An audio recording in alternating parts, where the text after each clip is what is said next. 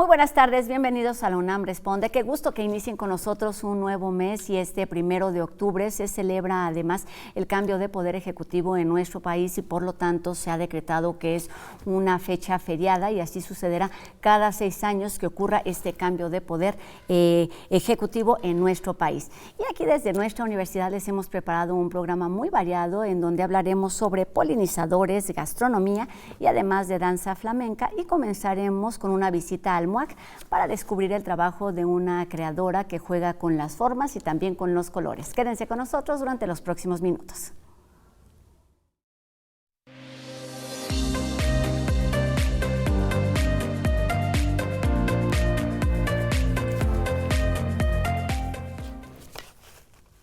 Mayra Landau fue una mujer sin fronteras que exploró las posibilidades de la creación a través de la geometría y logró crear armonía y ritmo a través del uso repetitivo tanto de líneas como de colores, generando al mismo tiempo una especie de eco, pero también de ruptura.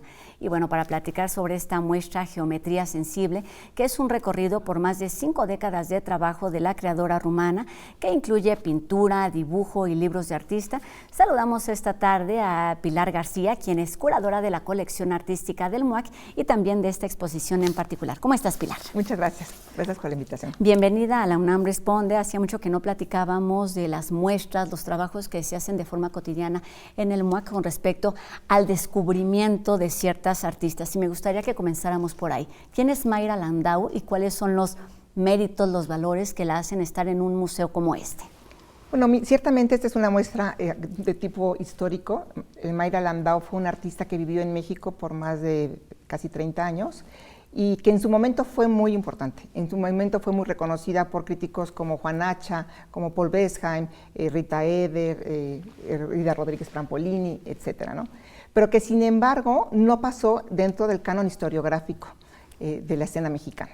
Entonces, esta exposición responde a este rescate que tenemos como una línea de trabajo dentro del MUAC, de rescatar estas figuras de artistas mujeres que por ciertas circunstancias no trascendieron o no han trascendido dentro de esta lectura hegemónica de lo que ha sido la historia del arte en México. Y una de las intenciones de esta exposición es precisamente ampliar lo que ha sido el abstraccionismo en México, lo que ha sido la parte del geometrismo mexicano, y Mayra Landau en ese sentido aporta otro tipo de geometría a la que artistas como Manuel Felgueres o Vicente Rojo han abordado. Hablaremos, por supuesto, de todas estas líneas, de estas propuestas, pero me gustaría, Pilar, que para quienes no la tienen muy presente, nos hables un poco de su historia, que está ahí, digamos, muy bien dibujada en la exposición y que nos lleva a pensar pues todos esos momentos, todas esas experiencias de vida que están reflejadas en su obra. Mayra Landau es una artista errante, cambia de geografía mucho durante toda su vida. Exacto. Ella nace en 1926 en Rumania y debido al nazismo, que ya era de origen judío, que son perseguidos, ella se va a Europa, primero a París y luego se va a Portugal, y en Portugal la familia consigue poder irse a vivir a Brasil. Entonces pasa muchos años en Brasil, ella se forma en Brasil, no de manera formal, pero trabaja con un grabador que se llamaba Goeldi, que era muy importante, o Tatin, y ella en Brasil hace cuestiones figurativas. Pero en 1959, un crítico brasileño muy importante que se llama Mario Pedrosa, le pide que por favor atienda una comitiva que va a Brasilia a un congreso de críticos de arte. Y en ese congreso conoce precisamente a Miguel Salas Ansúrez, quien era también un gestor cultural en México, también era muy importante, era también representante de Limba, y fue quien empezó la revista de Artes de México, y conoce a Miguel, y pues se enamoran, y Mayra Landau se viene a vivir con él a partir de 1960 a la Ciudad de México.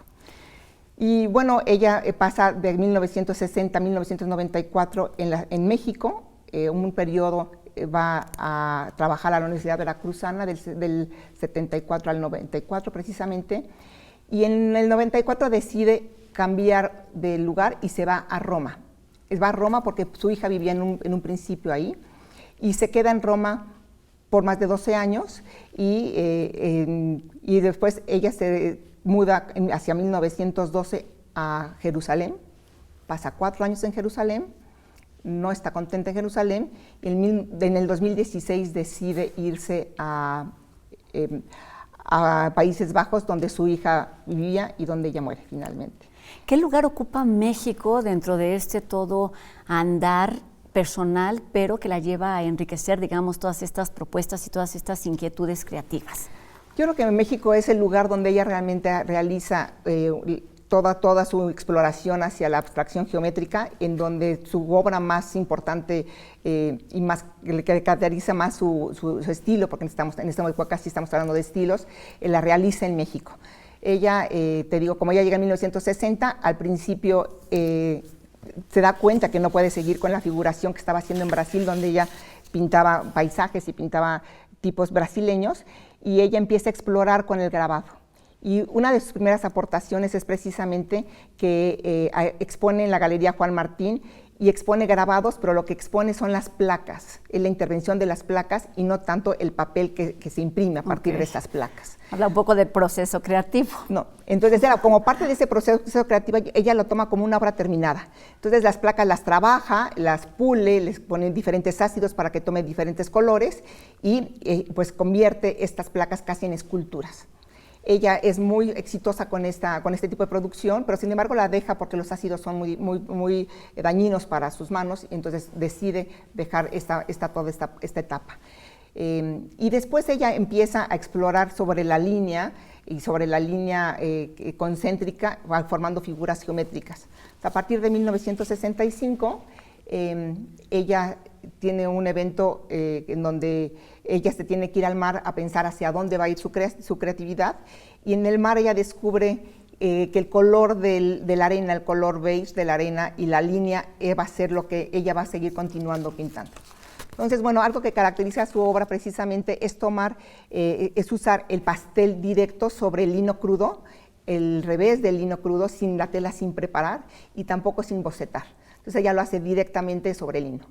Y también lo que caracteriza mucho su trabajo es que ella hace una geometría distinta, alejada de lo que realmente es la geometría racional, la geometría totalmente estructurada. Como rígida. Como rígida. Sí. Ella, precisamente la exposición se llama geometría sensible, porque es un término que usa un crítico brasileño que se llama Roberto Pontual, en donde es una geometría que se aleja de lo racional y es una geometría a mano alzada, en donde se pone como todo el cuerpo, ¿no? Entonces ella empieza a hacer estas líneas geométricas y empieza también a hacer como estos ritmos en donde ubica color y parecieran que sus piezas, que son de gran formato, vibran y tienen como esta vibración óptica.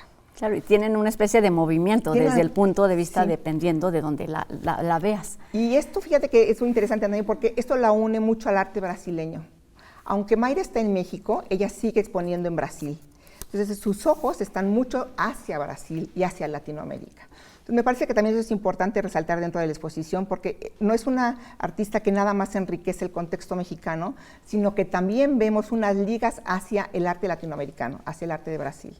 Cuéntanos, ¿cuál es, digamos, la propuesta original esencial de una exposición como esta, titulada Geometría Sensible, con la intención de recuperar, de reconocer, de hacer una retrospectiva de la artista misma? Pues la intención es un poco dar visibilidad a estas mujeres que fueron invisibilizadas.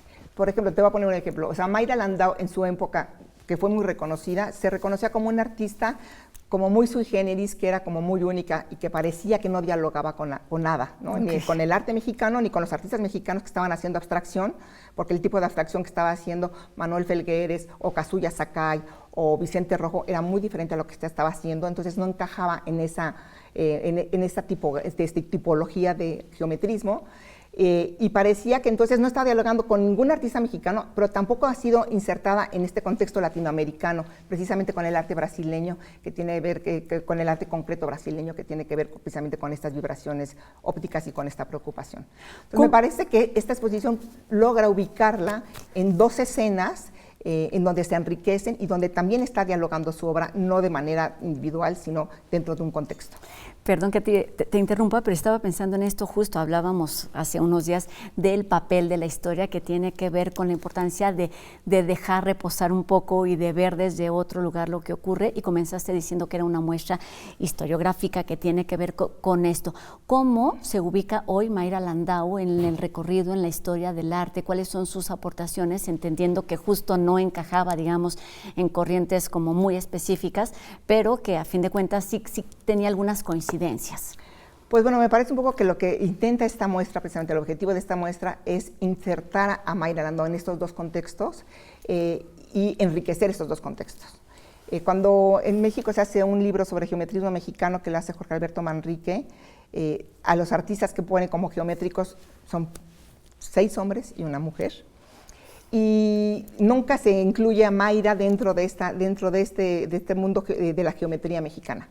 Me parece que conociendo su trabajo con esta muestra que da una perspectiva de su trabajo muy completa, pues te permite incluirla y sumar a otro tipo de geometría que no es exactamente la que estábamos tomando en cuenta en los años 70, sino que es una geometría que es mucho más amplia y que también nos liga con otros contextos. También es importante como que te diga que, bueno, Mayra Landau, al igual que artistas como Günter Gerso, como artistas como Albers, está viendo también al arte prehispánico y a los pueblos originales, ¿no? Estas líneas que tienen que ver con Oceanía también tienen que ver con su geometría.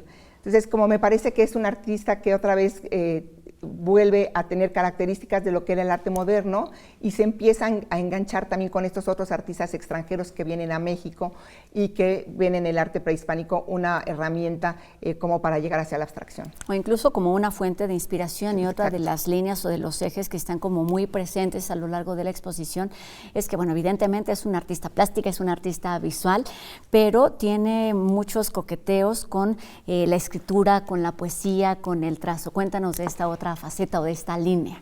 Esta otra línea, o sea, es muy cierto, Mayra Landau cuando escribe 2 libros, que son como sus memorias, es un poco la base con la que nos sirvió y su archivo para hacer, como reconstruir toda esta historia. En uno de esos libros que se llama Ritmos, que es autobiográfico, ella dice que desde que está en Brasil, ella decide ser escritora. Pero bueno, la vida la lleva más hacia la parte plástica, la parte más visual, y al final de su vida vuelve a retomar esta idea de volver a ser escritora. Y en todo momento está haciendo poesía, ella hace muchísima poesía, la Universidad Veracruzana le edita varios libros sobre poesía, y en realidad es una línea que en esta exposición es poco explorada, pero que queda pendiente para realmente rescatarla, ¿no? Y esta idea entre lo visual y lo poético, bueno, también nos dará como un resultado más rico. Cuéntanos, Pilar, sobre este trabajo que se tiene que hacer desde la curaduría, desde la investigación, para lograr un montaje como este, que es una retrospectiva amplia de muchos años de trabajo, cuando estamos hablando no de una artista que fuera conocida, sino que fue opacada o ocultada de muchas maneras. Pues mira, yo creo que esta exposición realmente sorprende, yo creo que tanto a los especialistas como al público en general, precisamente porque de Mayra Landau se conocían 5 piezas en México. La última exposición que se hizo de Mayra Landau fue en 1987 en la Ciudad de México, en el Museo de Arte Moderno. Entonces, aún mi generación no conocíamos a Mayra Landau como esta artista que era parte de la abstracción. Eso fue complicado porque la mayoría de las piezas vienen o de la Universidad Veracruzana, donde ella trabajó y dejó un legado importante, o de la familia que vive en Países Bajos, o también de museos como el Museo de Chile, vienen muchas piezas de Nueva York, y la mayoría también son piezas de colecciones particulares. Entonces, bueno, en realidad parte de este trabajo curatorial fue encontrar estas piezas, empezar a ver de qué manera era la mejor de exponerse. Pensamos que de hacer una exposición cronológica permitía que el público entendiera más qué es lo que estaba haciendo Mayra, cuáles eran sus cambios, porque si tú ves, bueno, si bien en México hace estas figuras concéntricas, después empieza a hacer una abstracción distinta, ¿no? Conforme ella va cambiando de lugar, de país, ella entra en crisis y ella se propone hacer algo distinto, pero todo el tiempo está explorando y está explorando hacia la abstracción. Entonces me parece que esto te permite verlo muy bien la exposición, cuáles son estos cambios, cuáles son estas búsquedas, cuál es también esta idea de un artista que todo el tiempo está experimentando con materiales, de repente usa también radiografías y pinta con tinta sobre ellas, estas búsquedas tanto en soportes como también en lenguajes, ¿no? Me parece que es una artista que murió a los 92 años, y es una artista que a sus 92 años empezaba a explorar con el mundo digital. Entonces, bueno, me parece que es una artista en ese sentido muy rica, que en la pulsión creativa, como en muchos otros artistas, es lo que siempre está presente y es lo que le hace vivir y vivir con una producción impresionante. Y lo que la hace además pues merecedora de un reconocimiento de este tipo, con toda la investigación y el rescate que ello implica. Nos dijiste algo antes de comenzar la entrevista, Pilar, que tiene que ver con lo necesario que resulta también para un museo y para los espectadores recorrer exposiciones de este tipo en donde no necesariamente la denuncia está ahí presente, sino donde se tocan estas fibras sensibles de los creadores. Sí, yo creo que en ese sentido creo que la exposición de Mayra Landau, el público conecta muy fácil con sus obras, ¿no? Sus obras estéticamente son muy bellas, pero también hay algo de lo emocional, esta idea de hacer este gesto de la geometría a mano alzada, tiene que ver muchísimo con la emoción. Y es un artista que también todo el tiempo está hablando de lo emocional. Entonces me parece que es importante también dentro de la línea del museo el rescate de estas mujeres, y son mujeres que no necesariamente tienes que hablar de lo político para tener una postura, ¿no?, ante la situación. Claro, y tener esta conexión. ¿Cómo invitarías a ver Mayra Landau, geometría emocional, en el MUAC? Bueno, yo invito al público, creo que el público se va a sorprender, creo que es una artista precisamente como es poco conocida y tiene un trabajo muy, muy particular. Le va a gustar. Entonces, bueno, yo invito al público que vaya, que se deje sorprender, que se deje llevar por las piezas y que también conozca la riqueza que pueden tener el mundo de la abstracción, tanto en México como fuera de México. Geometría Sensible es el nombre de la exposición de Mayra Landau, que se presenta hasta el 23 de febrero del 2025, y además siempre hay una forma diferente de acercarse a estas exposiciones, que son los folios. Sí, la exposición va a tener un folio. El folio, como tú sabes, siempre se ponen en la página del Museo de Libre Acceso. Y bueno, el folio retrasará un poco más la presentación del folio, porque precisamente las piezas no estaban en México y tuvimos que esperar a que llegaran a la exposición para fotografiarlas. Pero bueno, lo podrán disfrutar. Mientras tenemos el folio tanto en la página como de forma impresa, pues tenemos la posibilidad de disfrutar, de reconocer o de conocer la obra de Mayra Landau en el MUAC hasta el 23 de febrero. Muchísimas gracias, Pilar García, curadora de esta exposición y también de la colección artística del MUAC, de donde surgió seguramente esta inquietud por realizar el reconocimiento de esta artista en particular. Muchas gracias. Gracias, Pilar. Y vamos con más información, porque ahora los invitamos a hacer un viaje a la Andalucía profunda. Y es que la compañía de danza Viva Flamenco festeja 20 años de trayectoria con el espectáculo titulado Voces de Lorca, una interpretación libre de la Casa de Bernarda Alba, que es reconocida como la obra más icónica del poeta español. El Teatro de la Ciudad Esperanza Iris será el escenario que vibrará con los ritmos flamencos y la intensidad de 11 artistas en escena que evocarán las emociones de la obra lorquiana entre música y danza, lamento, alegría, burla y fuego. Todo ello el próximo 10 de octubre a las 20 horas, y los boletos ya están a la venta.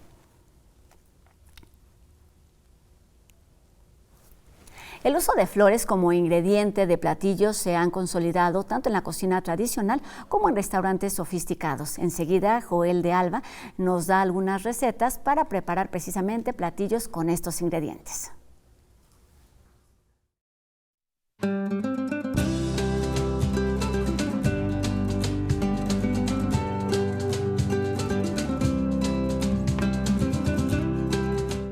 Y para poder mostrarles cómo es la cocina con flores, me vine a Esgamex, la Escuela de Gastronomía Mexicana, donde parte de su misión es rescatar estas recetas, que no se pierdan, y el origen prehispánico de cocinar con las flores, pues es algo que ha estado desapareciendo y no encuentras muchos lugares, pero aquí, con el chef Josué, que es instructor de la escuela, vamos a preparar unas deliciosas recetas que verán cómo se les va a antojar. Hola, Josué. Hola, Joel. Qué gusto tenerte por acá. Pues gracias por recibirnos. Cuéntame qué cosas más maravillosas nos vas a preparar.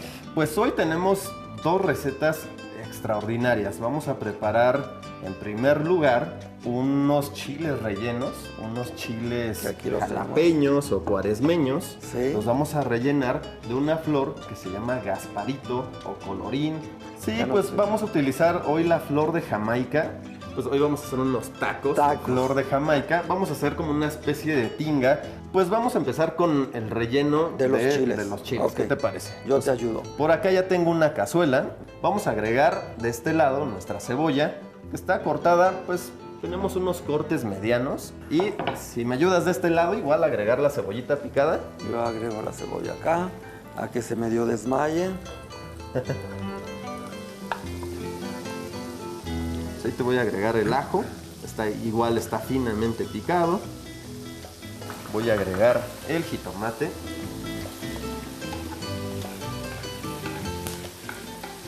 Y chile serrano con todo y semilla, porque si no, pues, que tenga un picón. Claro, ¿no? Claro. Y te voy a agregar para los gasparitos el jitomate. Igual ahí tenemos. Está. Como esta está un poquito más caliente, ya Sí, va esa un ya poco va. más avanzada, ve, ya empezó a desjugar nuestro jitomate. Pues ahora sí, vamos a agregar la flor La flor, ok. de nuestra Ella jamaica. está escurrida. Ya está escurrida. Le Vamos a podemos agregar. echar los gasparitos. Ahí van, igual. Recuerden que están, pues, previamente hervidos y se enjuagaron. Estos no se desinfectan porque, pues, ya tienen un hervor.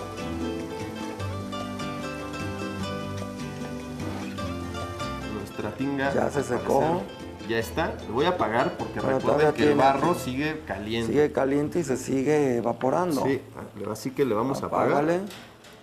Y ahí está.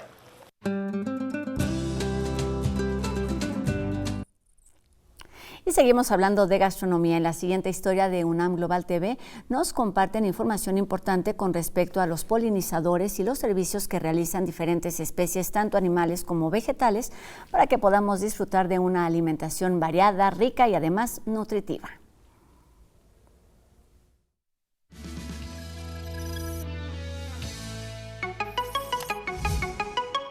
En la dieta mexicana es fundamental una salsita de jitomate y chile. No pueden faltar los frijoles, un taquito de aguacate. ¿Qué tal unas calabacitas? Pues esto no sería posible sin los polinizadores. Todas estas plantas requieren de polinización. Hay algunas especies de plantas que son polinizadas por viento, pero hay un grupo muy importante que dependen estrictamente de vectores animales. Probablemente la primera imagen que te viene a la mente cuando escuchas polinización son abejas. Imagínense que pueden haber unos entre 15 y 20 mil especies de polinizadores en México. Como las moscas. Yo diría que la producción tan importante de aguacate para México y lo que México exporta al mundo en gran medida es gracias a esas moscas que están haciendo su trabajo. Pero también colibrís, murciélagos, mariposas, polillas e incluso los escarabajos. Existen más o menos unas 300.000 angiospermas, es decir, plantas con flor en el planeta. La mayoría de estas plantas se reproducen sexualmente y los polinizadores son vectores fundamentales en este proceso. Un mundo sin chocolate, sin café, sin arándanos ni pepinos. Así sería la gastronomía sin polinizadores, advierte la Organización de las Naciones Unidas. Mantiene la diversidad genética en el planeta, en las plantas, que es algo muy importante, y pues mantiene la regeneración de todos estos sistemas naturales en el planeta también. En un estudio interinstitucional en el que participó Mauricio Quesada, se evaluaron los servicios de polinización en cultivos de sandía y tomate verde. Usted puede ver, por ejemplo, que en el caso del estudio que nosotros hicimos, en las sandías, cuando usted excluye a los polinizadores, las sandías no producen frutos. En el caso de los tomates verdes o tomates, se reduce significativamente la producción. Mantener poblaciones saludables de polinizadores mediante la preservación del hábitat es fundamental para mitigar las amenazas a las que se enfrentan. El problema del declive de polinizadores en el planeta es un problema multifactorial, pero que definitivamente el cambio de uso de suelo es fundamental.